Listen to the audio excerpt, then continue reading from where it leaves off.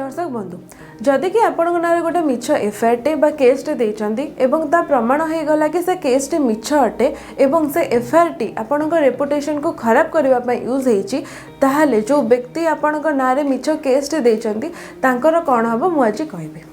IPC section 211 अनुसार जदि से एमती किसी केस देइचंदी जहार कि पनिशमेंट 2 वर्ष जेल किंबा फाइन होता है ताहले तांको 2 वर्ष जेल किंबा फाइन दरकार पड़े दीटा मध्य हो पाए। जदि से किसी सीरियस केस देइचंदी जहार कि पनिशमेंट मृत्युदंड बा डेथ होता है किंबा 7 वर्ष जेल होता है ताहले तांको 7 वर्ष जेल किंबा फाइन दरकार पड़े दीटा मध्य हो पाए। तो दर्शक बंधु जदि आपण भावुचंदी काहानारे मिछ केस देबे मन रखंतु आपण मध्य जेल को जिबे।